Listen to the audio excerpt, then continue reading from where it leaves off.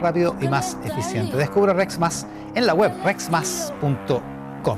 Lo prometido, la ministra portavoz del gobierno, la ministra secretaria general de gobierno, Camila Vallejo, esta mañana acá en Mesa Central. Ministro, muchas gracias por la gentileza de estar acá. Buenos días. Muchas gracias a ustedes por la invitación y muy Oiga, buenos días. Una semana bien agitada, con el presidente fuera de Chile, en la gira. ¿Qué balance hace de esta semana? Todas las semanas.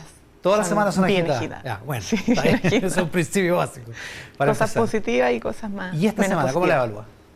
Bueno, una semana muy relevante desde el punto de vista del posicionamiento internacional de Chile a través del liderazgo de nuestro presidente y nuestra Cancillería, por cierto, porque se logra fortalecer la voluntad del multilateralismo de Chile en torno a coordinaciones, ¿cierto?, con otros países y otras entidades e instituciones internacionales para combatir de conjunto aspectos que son claves en pleno siglo XXI.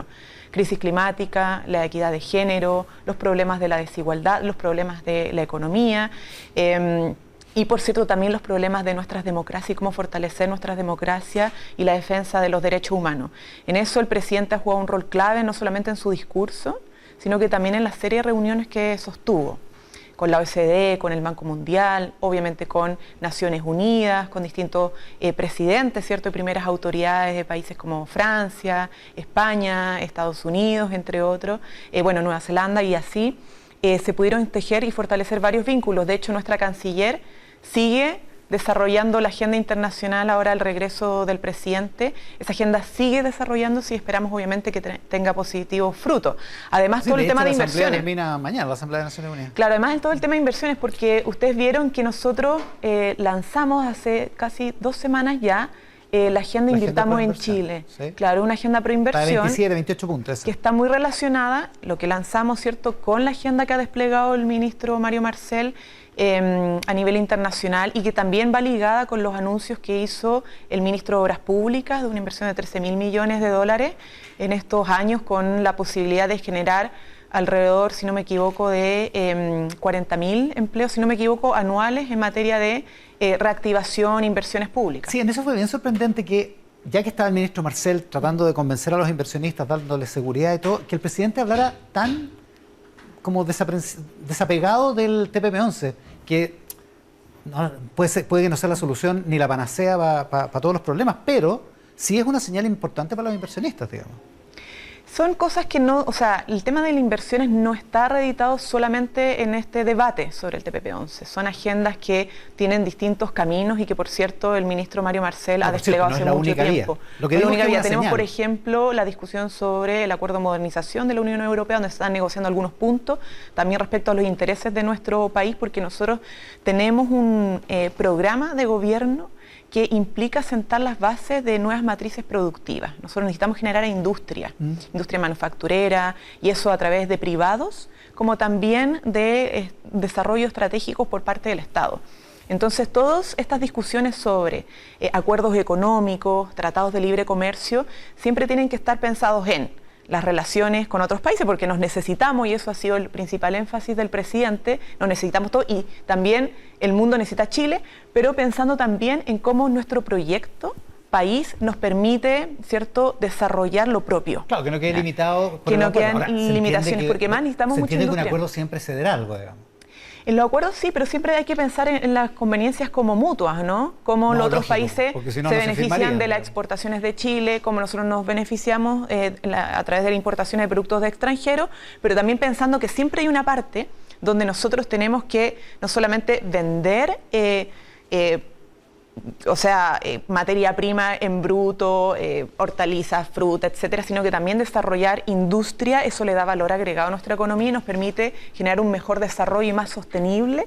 Por lo tanto, toda esta conversación, tanto a nivel nacional como internacional, se enmarca en ese plano. Necesitamos dar un salto hacia una nueva matriz productiva sustentable y que nos permita no quedar tan al vaivén de las economías o las otras potencias. Ahora, igual parece que hay dos opiniones, digamos, en el gobierno, porque por una parte está el ministro Marcel, que insiste en la necesidad de la inversión y en recuperar un tranco de inversión extranjera importante, y por otro lado está el secretario general del Partido Comunista, que es su partido, Lautaro Carmona, que dice, mira, el TPP-11 sabe que no le ponga tanto, para lo único que sirve, estoy citándolo en una entrevista a la radio cooperativa, es para atraer inversión. No, como soslayando la importancia de la inversión. No, las inversiones son importantes y no son contradictorias con la necesidad de avanzar en una matriz productiva más robusta, más diversificada y con mayor valor agregado. Y eso es súper importante aclararlo para la gente, porque la inversión es importante porque ingresa capital, genera también empleo, ¿cierto? Y activa y reactiva la economía, que es súper necesario ahora. Pero eso puede ir siempre complementado, por ejemplo, con I+D, ¿cierto? Que esa inversión acompañe a los temas como de capital humano, ¿cierto? Nuevas tecnologías, que deje cosas en el país y que también colabore, a veces, desde la inversión extranjera, los capitales extranjeros, con lo que Chile puede desarrollar. O sea, esa es la posición del gobierno. Esa es la posición de gobierno. Con esas características quiere que haya inversión. Sí, y no me voy a referir a la cuña particular del secretario general. Imagino que además la entrevista fue mucho más larga que esa cuña, pero todos los partidos... Lo que pasa es que fue llamativa esa frase. Claro. ¿Estará de acuerdo conmigo? Sí. Es llamativa.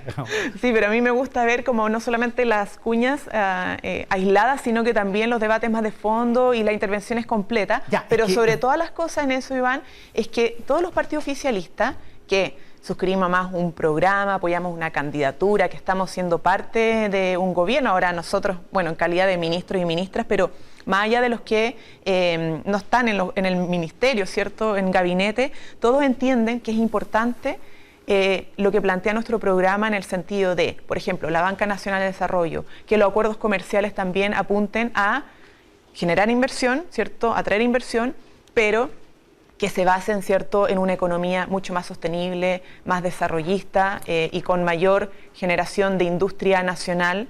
Entonces, en eso está todo lo que apunta: sustentabilidad, Acuerdo Escazú, la Ley Marco de Cambio Climático, la propuesta de inversiones que se lanzó ahora, lo que está haciendo MOP, lo que está haciendo transporte. Todo tiene una mirada de desarrollo sustentable, con protección a los derechos laborales y, por cierto, también con perspectiva de género. Oiga, a propósito de la cuña de su camarada, de su compañero, la doctora Carmona, usted dice, porque ustedes se fijan en la cuña, que es lo mismo que le dijo el presidente a una periodista de la Radio Vivo en Nueva York.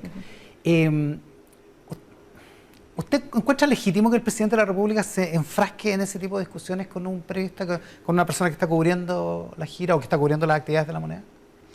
El presidente siempre hace llamados a mirar un poco más allá de lo que es la polémica coyuntural o una frase cortada, ¿cierto? Sí, de acuerdo, por la interpretación. De acuerdo, sí. Vamos a ir al fondo al tiro. No, si le pregunto, le pregunto por el roce, digamos. Es que a mí me parece que es legítimo que el presidente siempre llame no solamente a la prensa, sino que a la ciudadanía en general, a las instituciones, a las fuerzas políticas, a pensar en lo que está de fondo, ¿cierto?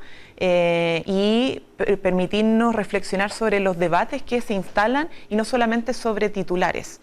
Yo creo que para las democracias es súper importante que el debate público pueda tener una profundización y no solamente quedarse en el ámbito de los enunciados, los titulares y las polémicas. Totalmente de acuerdo. Y eso es parte, yo creo, de lo que siempre trata de impregnar en el debate público el presidente y me parece legítimo y muchas veces necesario. Pero usted desde el gobierno entiende que la relación entre un periodista y el presidente de la República es asimétrica, digamos. O sea, el presidente tiene, la verdad es que más poder, lleva todas las de ganar en eso.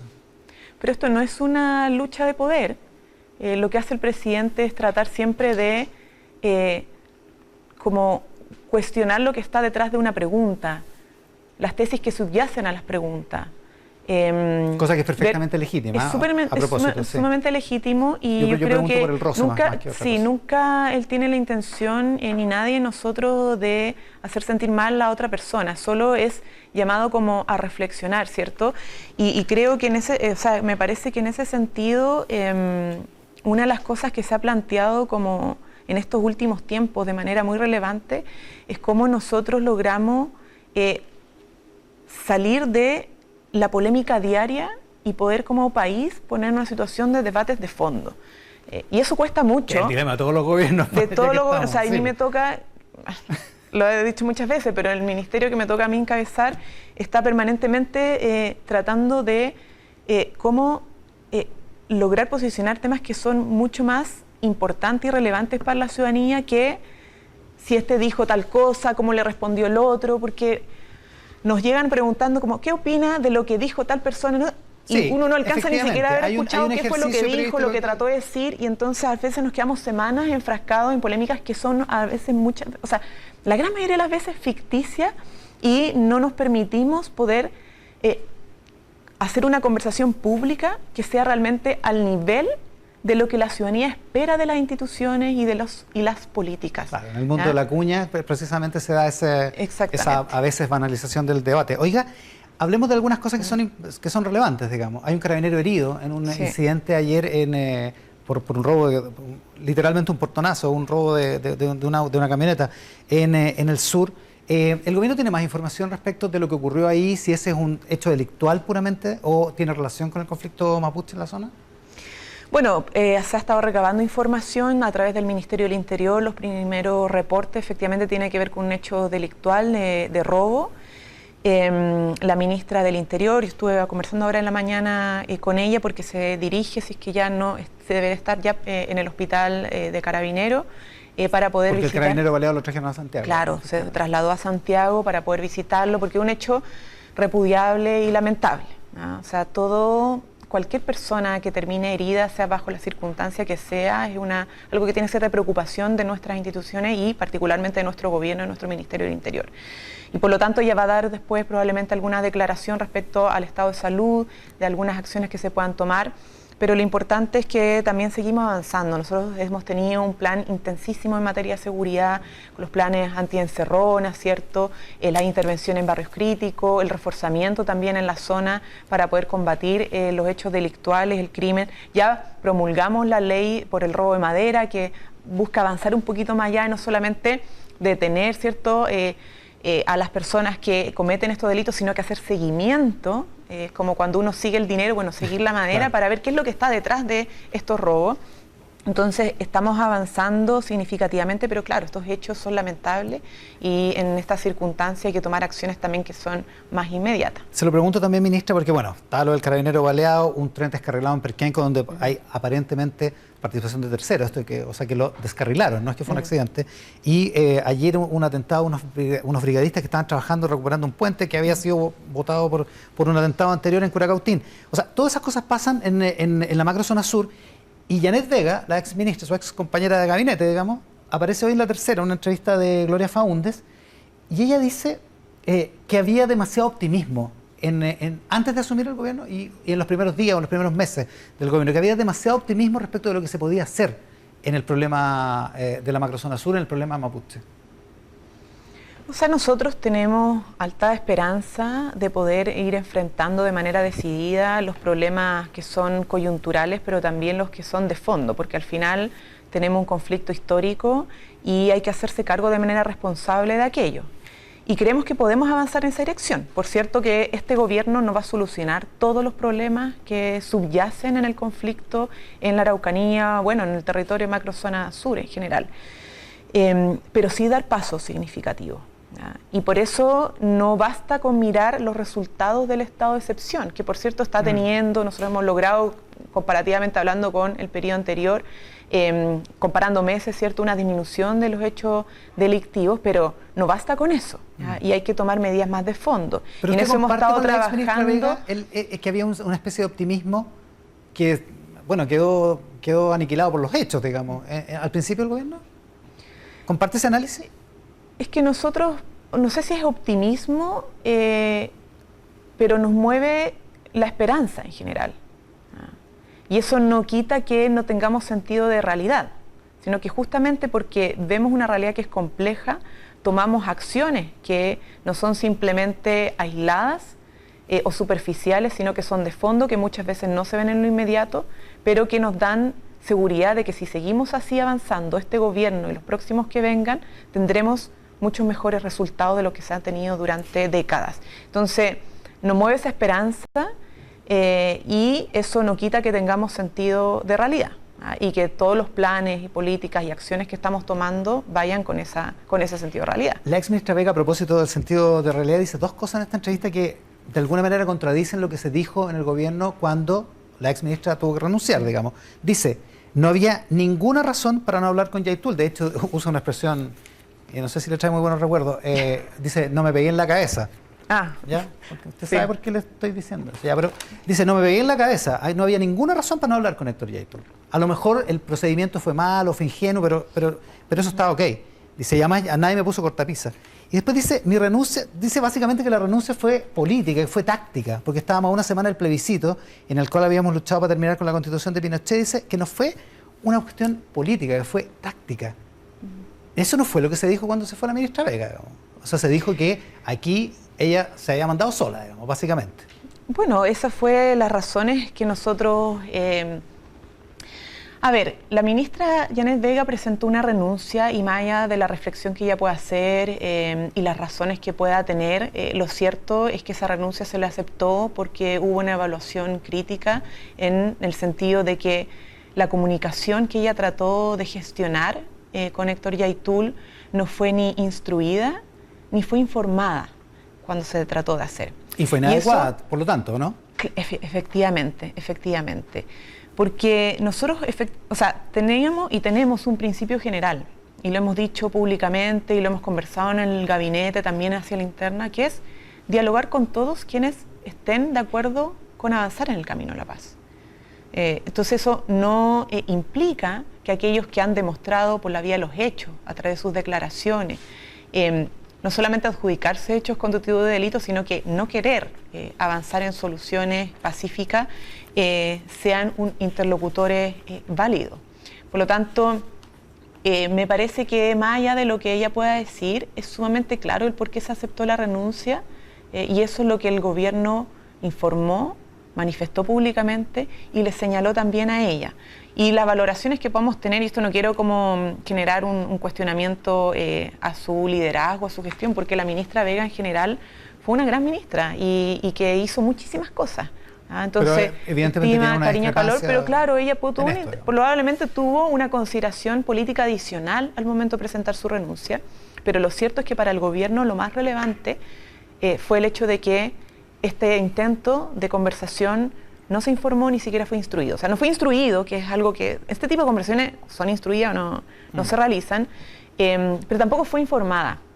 Y creo que eso, bueno, fue de los elementos más relevantes para que el presidente optara por aceptar esa renuncia. Ministra, otra cosa que aparece en la tercera, ya que estamos revisando la prensa, una nota de Martín Brown hoy día en la tercera dice el plan de salida de Irina Caramanos y afirma que en el mes de octubre la actual primera dama, por no tener un mejor nombre para denominarlo, coordinadora sociocultural. Muchas gracias.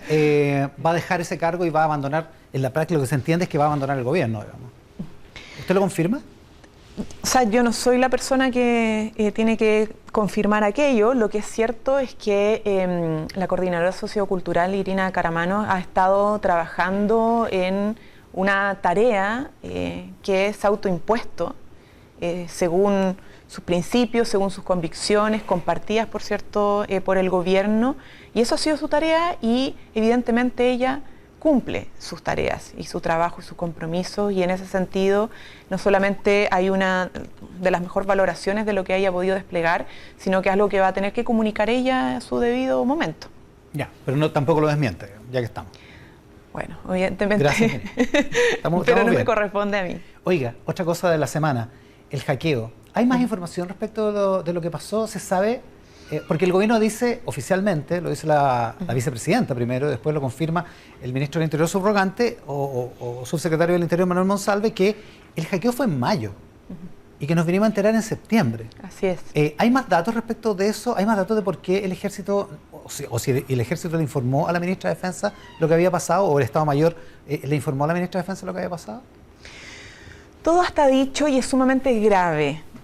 Hay dos investigaciones en curso de distinto tipo, justamente ordenadas por la ministra de Defensa, dada la gravedad de los hechos. Claro, el sumario interno y la justicia militar. El sumario interno y la justicia militar. Y por lo tanto, en el marco de las líneas investigativas que se desarrollen, probablemente se van a ir despejando muchas de las dudas que hoy día tanto los medios de comunicación como la ciudadanía tienen.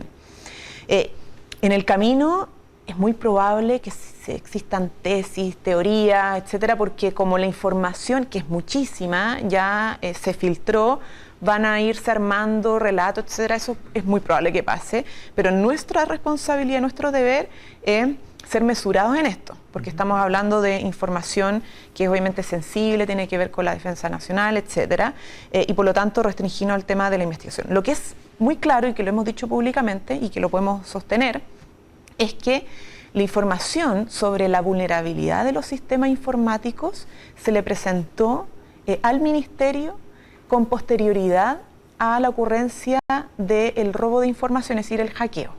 ¿Ya? Y se no presentó como una vulnerabilidad, no como un robo. Presentó como una vulnerabilidad, no como hechos consumados de hackeo.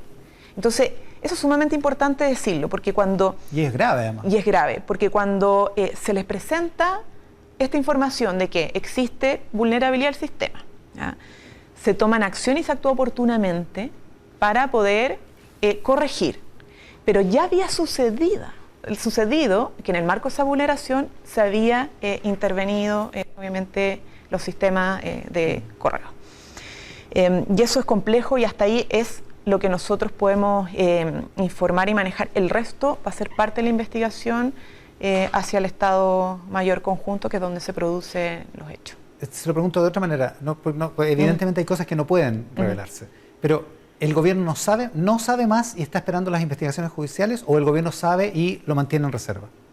Eso es lo que nosotros podemos transmitir de acuerdo a lo que el Ministerio de Defensa recabó. Ustedes saben que antes del regreso de la ministra Fernández hubo gestiones, reuniones, etcétera, del ministro subrogante en ese entonces, y por lo tanto se actuó de manera oportuna y responsablemente en recabar toda la información necesaria, lo cual derivó en la orden, ¿cierto?, de investigación ya sumaria. Y esa es la información que tiene el gobierno. Solicitud, exactamente. Ya. Oiga, hablemos del proceso constituyente y del planteamiento del presidente, que vuelve a poner como una cierta mirada del gobierno respecto de lo que tiene que pasar ahí. ¿Cuál es la posición del gobierno finalmente?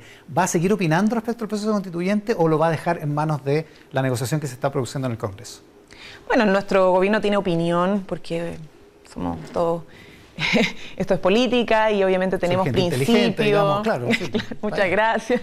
Tenemos principios y cosas que defender y que ya ha señalado el presidente, que son los términos generales de cómo esperamos que se dé esta conversación en diálogo con todos los sectores, que de alguna manera se respete lo que fue el mandato popular, de la necesidad de contar con una constitución hecha en democracia, de que el organismo obviamente sea un organismo democrático, que pueda ir definiendo la propuesta.